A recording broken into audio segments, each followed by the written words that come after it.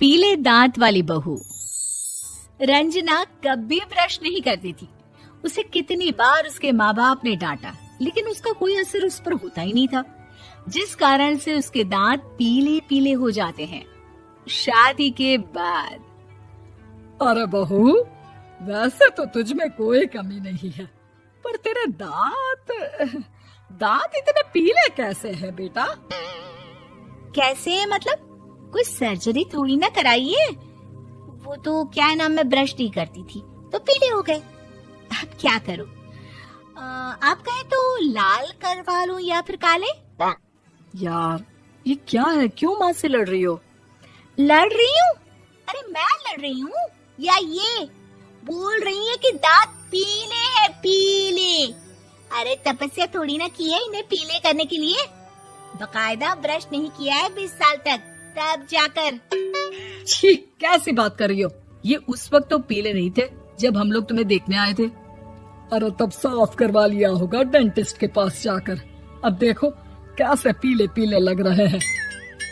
रंजना सास की तरफ गुस्से से देखती है। फिर शुरू हो गई पीले पीले पीले।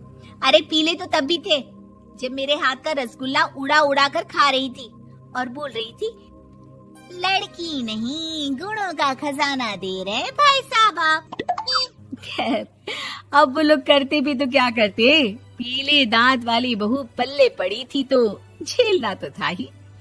एक दिन कीर्तन में रंजना गाना गा रही थी। अरे कमला बहन, माँ का द्वार है, यहाँ तो सब शुद्ध होकर आते हैं, फिर अपनी बहू को ब्रश भी नहीं करवाती तुम। दूर से पीले पीले दांत भक्ति में बाधा उत्पन्न कर रहे हैं। अरे कोई 2 साल की बच्ची थोड़ी ना लेकर आई हूँ मैं बहू बनाकर। अच्छी खासी लड़की है, अरे कैसे करवाऊं ब्रश? ये तो उसे खुद करना चाहिए ना। अब माँ बाप तो इसके जैसे तैसे निपटा दिए, ये नहीं सोचा कि सास कैसे संभालेगी। सास बहू को लेकर घर आ जाती है, लेकिन सोच लेती है कि अब इसे लेकर कहीं नहीं जाएगी। अगले रोज बहू कहती है, अरे क्या हो गया, मंदिर नहीं जाना क्या? कीर्तन का वक्त हो रहा है। मेरी मधुर वाणी से कान्हा जी जागते हैं और सोते हैं। आप तो जानती है ना उनकी भक्ति में कितना मन लगता है मेरा। वो क्या है ना, तबीयत ठीक नहीं लग रही है मेरी, आराम करूंगी मैं। तबीयत ठीक नहीं लग रही? अभी तो मिथुन के गाने पर नाच रही थी आप, और अब बोल रही है कि तबीयत ठीक नहीं लग रही। अरे भक्ति में मन लगा लो सासू माँ, ऊपर जाना है, क्या मुंह दिखाओगी आप? हाँ? सास को बहू की बात पर गुस्सा आ जाता है। मैं क्या मुंह दिखाऊंगी, इसकी चिंता तो ना कर, समझी? अपने मुंह की चिंता कर, जो ये पीले पीले दांत लेकर हर जगह पहुंच जाती है। पता है लोग कितना मजाक बनाते हैं। ना जी ना, मैं नहीं जाना कहीं तेरे साथ। तो ये बात है, कोई ना, मत जाओ, मैं अपने कमरे में ही बैठकर भक्ति कर लूंगी। ऊपर वाला दांत थोड़ी ना देखता है, मन देखता है, भावना देखता है। और अरे बस बस, तू सब कुछ दिखा, बस ये सफेद चमकदार दांत ना दिखाना किसी को, है? जा यहाँ से।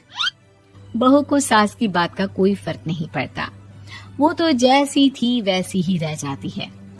सुबह नहाकर किचन में खाना बनाना, फिर खाना खाना, कीर्तन भजन करना और सो जाना। एक दिन, माँ जी मैं सहेली के घर जा रही हूँ, शाम को लेट आऊंगी। हाँ हाँ तो जाना, मैंने कौन सा तेरी आरती करनी है घर पर बैठकर। रंजना सहेली के घर जाती है, जहाँ वो पार्टी में जाने की तैयारी कर रही होती है। अरे शिखा, कहाँ जाने की तैयारी कर रही है? मैं गलत वक्त पर आ गई क्या? अरे नहीं यार, उल्टा सही वक्त पर आ गया। मैंने ये साड़ी और ज्वेलरी निकाली है यार, शाम को इनके ऑफिस की एक पार्टी में जाना है।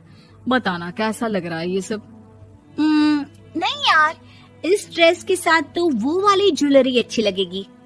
हाँ हाँ सही बोल रही है, मैंने ध्यान ही नहीं दिया।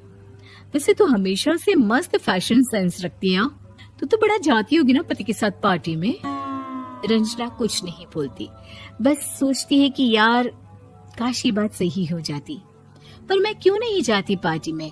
क्या इन लोगों की कोई पार्टी होती नहीं होगी? रंजना घर आती है और रात में पति से सवाल करती है, एक बात बताइए, आप मुझे किसी पार्टी में क्यों नहीं ले जाते? क्या आपकी यहाँ ऑफिस में पार्टी नहीं होती? पति बेचारा क्या कहता कि दांत पीले हैं तुम्हारे इसलिए। अरे कोई पार्टी होती नहीं हम लोगों के ऑफिस में, तो कहाँ से लेकर जाऊं? और मार्केट, मॉल, कहीं वीकेंड घूमना, कहीं तो। अरे यार सारे हफ्ते में एक छुट्टी मिलती है, तो सोचता हूँ कि आराम ही कर लूं। क्यों? रंजना मन मार के रह जाती है। पहले कभी सास के साथ मंदिर जाया करती थी, लेकिन वो भी सास ने ले जाना बंद कर दिया। घर बैठी बैठी रंजना बोर हो जाती है। तभी उसे आइडिया आता है और वो मायके जाने का सोचती है। सासू माँ, 2 दिनों के लिए मम्मी के घर जा रही हूँ। अच्छा ठीक है, आराम से जा। और हाँ, माँ से कुछ अच्छी आदत सीख कर आना कि कैसे शरीर के हर भाग की तरह दांतों की सफाई भी जरूरी होती है, समझी? शुरू हो गई ना आप। वो लोग आपकी तरह नहीं है कि छोटी छोटी बात का बतंगड़ बना दे। उन लोगों के लिए मैं मायने रखती हूँ, ना कि मेरे पीले पीले दांत। रंजना माँ को बिना बताए उन लोगों को सरप्राइज देती है, लेकिन जैसे ही वो दरवाजे पर पहुंचती है, अंदर देखती है कि घर वाले कहीं जा रहे होते हैं। अब माँ, काश रंजना दीदी के दांतों वाली प्रॉब्लम नहीं होती, तो वो भी हम लोगों के साथ चलती ना बुआ जी की बेटी की शादी में।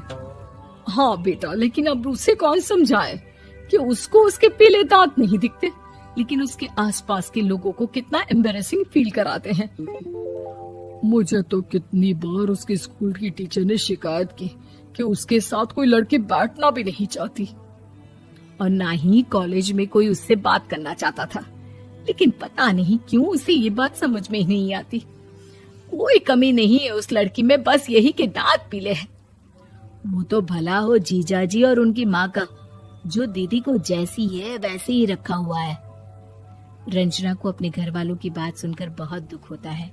वो सोचती है कि वो क्या करे, लेकिन फिर वो सीधा डेंटिस्ट के पास जाती है, अपने दांत चमकाती है और कसम खाती है कि वो रोज ब्रश करेगी। अरे क्या हो गया?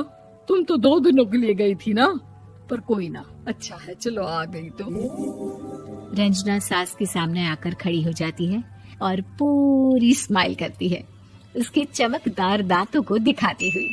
हैं? चले मंदिर। माँ, मुझे माफ कर दीजिए, मैंने आप लोगों को बहुत एम्बैरेसिंग फील करवाया। मैं आज से रोज ब्रश करूंगी।